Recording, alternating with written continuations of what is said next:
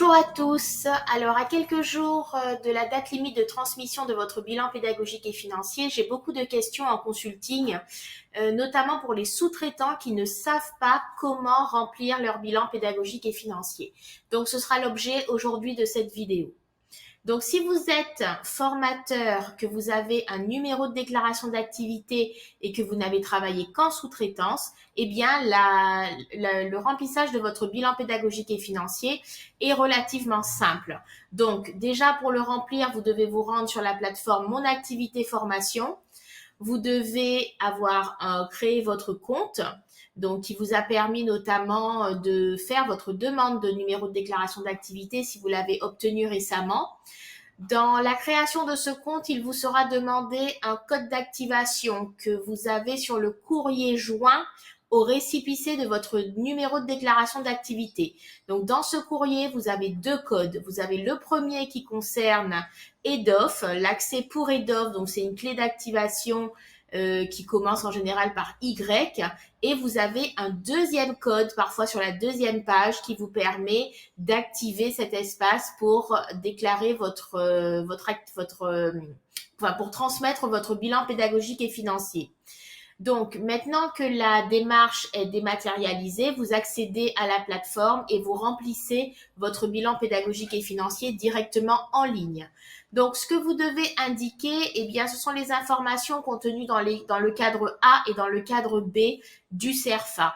Pour vous repérer, ce que je vous conseille, c'est d'avoir le CERFA sous les yeux, de le télécharger en PDF pour que vous puissiez bien voir la structure de ce qui vous est demandé et que vous puissiez faire le parallèle avec ce qui vous est présenté à l'écran.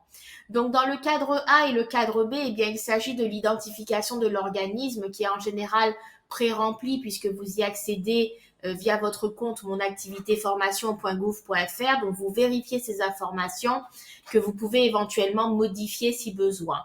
Dans le cadre B, vous avez une indication concernant les dates de votre exercice comptable. Si vous ne connaissez pas ces dates, elles sont en général indiquées lors de la création de votre entreprise. Donc, vous pouvez vous référer à vos documents de création d'entreprise. En général, l'exercice comptable est calé sur l'année civile, donc du 1er janvier au 31 décembre.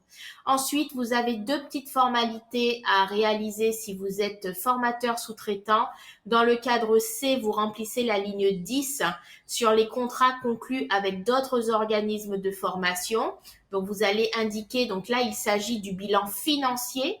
Donc, vous allez noter le montant du cumul des différentes actions que vous avez réalisées pour d'autres organismes de formation. Et ensuite, vous allez aller directement au cadre G, donc pour saisir votre bilan pédagogique cette fois, où vous allez indiquer donc dans les formations confiées à votre organisme par un autre organisme de formation, vous allez indiquer le nombre de stagiaires et d'apprentis ainsi que le nombre d'heures de formation réalisées. Donc là aussi, c'est le cumul que vous allez calculer par rapport à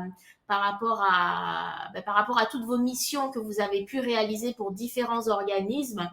Toute la partie F, toute la partie E et D vont concerner les donneurs d'ordre. Donc, vous n'avez vraiment que cette ligne cette ligne 10 dans le cadre C à remplir et le cadre G qui concerne la sous-traitance. Et donc, bien sûr, en fin de transmission, vous allez dater et signer électroniquement la transmission de votre bilan pédagogique et financier. Voilà, et ben écoutez, j'espère que cette vidéo vous a éclairé sur ce qui est demandé dans le bilan pédagogique et financier. Le nom est barbare, mais vous voyez que c'est une formalité qui est très simple à effectuer. Il faut que ce bilan pédagogique et financier soit bien complété parce qu'il reflète votre activité et c'est également un élément de preuve lors des audits Calliope. Donc, il faut impérativement que ce document soit bien complété. Je reste disponible pour échanger avec vous. N'hésitez pas à commenter ma vidéo, à me contacter via les réseaux ou par mail. Vous avez mes coordonnées sur l'écran de fin de cette vidéo.